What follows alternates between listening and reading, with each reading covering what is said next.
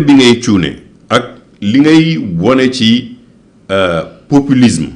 parce que populisme da lay wax loo xam ne neex naa dégg. li nga bëgg a dégg lañ lay wax mais en réalité mënta ne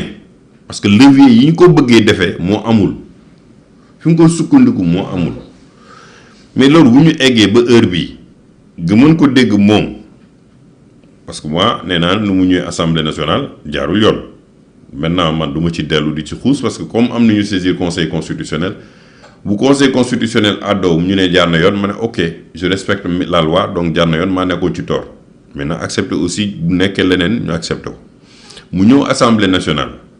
depuis ba mu toogee ci assemblée nationale ba léegi ci diir gu gàtt rek sentir nga ne tension la bëgg indi non ñun du ñu nangu lii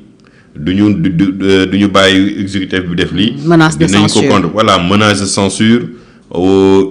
avant menace de censure bi nekk le président de la république daf leen waroon consulter. dalaa muy jël premier ministre. après sur le gouvernement dem na ne premier ministre waxtaan ak moom jiwuñu décidé na ne ministre yi bu ñu bokk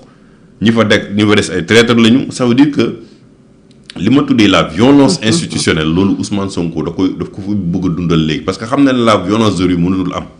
nit ñi du ñu génn di bàyyi seen doom yi ñuy doon def entre 2021 ak 2024 pour ñu mën a loolu mënta am donc la violence institutionnelle c'est ça mais li gën a garaaw mooy li ma wax mais Fatou yow nga teg sa cin nga togg sa ceebu jën bu neex ba lépp pare yëpp pare nga dem ci sa dëkkandoo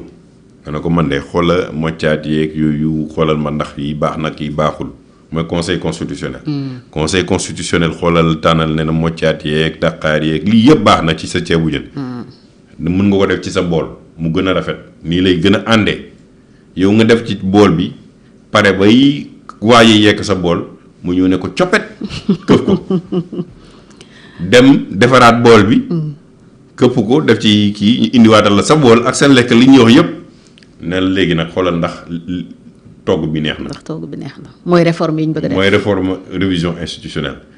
mais c'est du vol c'est de la triche c'est de la malhonnêteté intellectuelle et de la malhonnêteté institutionnelle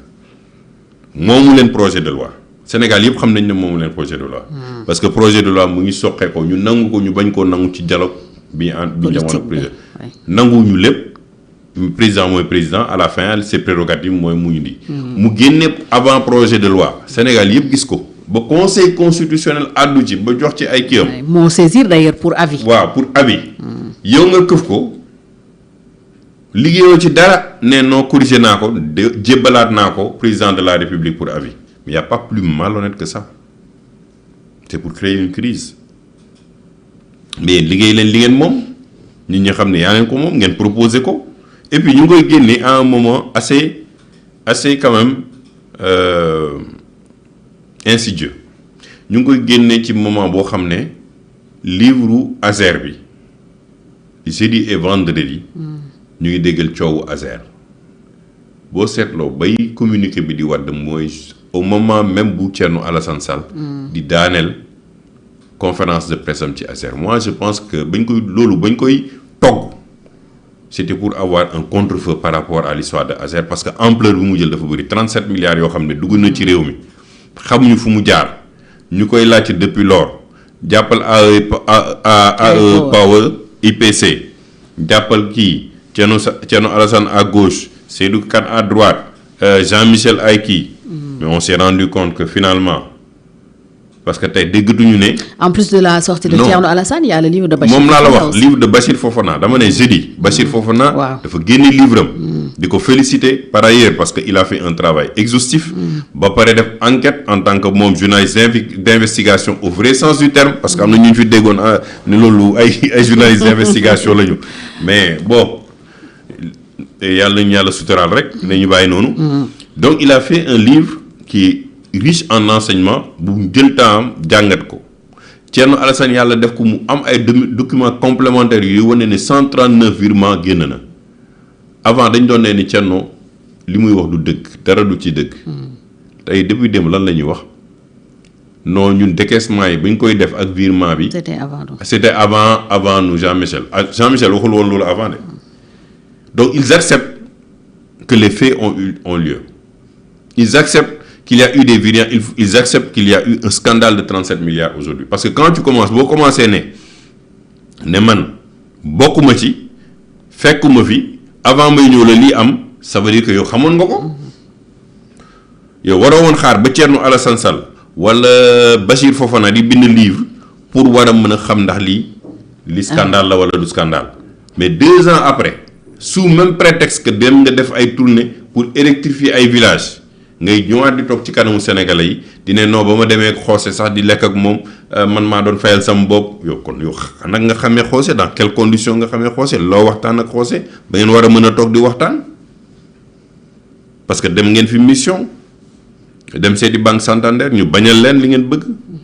lu tax ngeen dem ba ngeen xamee ne yoon fekku leen fi te xam ngeen ne lii du yéen yaa leen ko commencé du yéen yaa leen ko initié te am na ay problème mais pourquoi alors jantre ngeen di dem foofu di leen demander pour que ñu compléter décaissement ba bind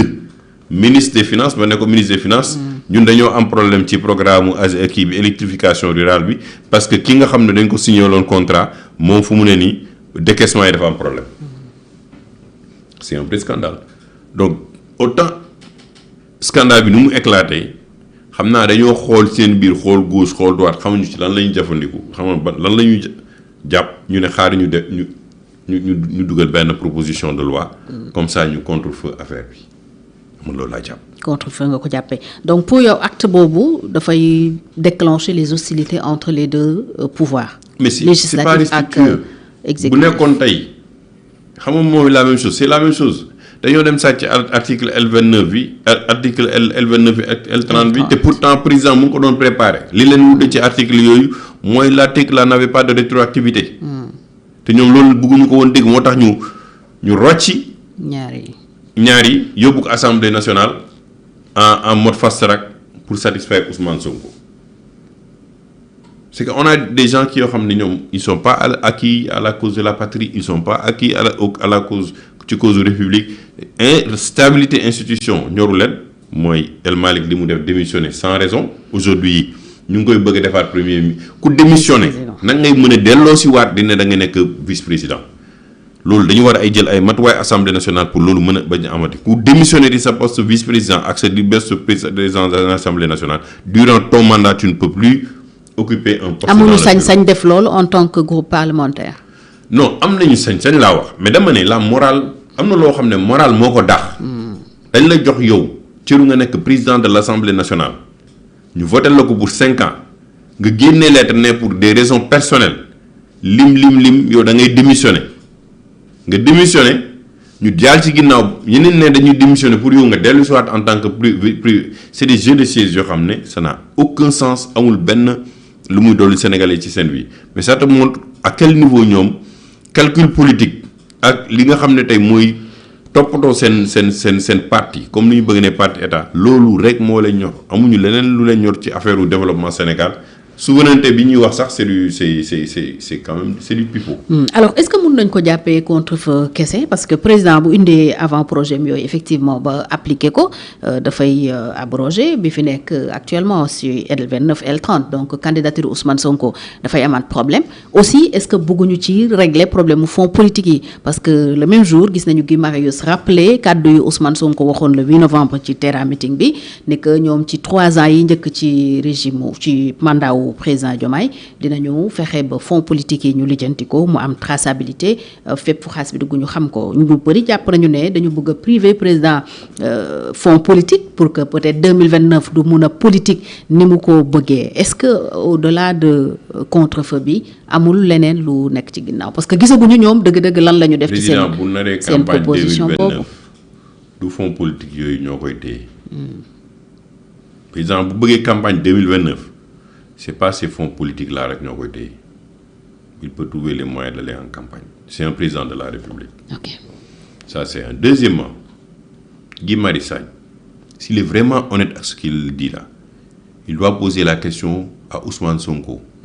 qui avait dit devant le peuple sénégalais que fonds politique yi ñu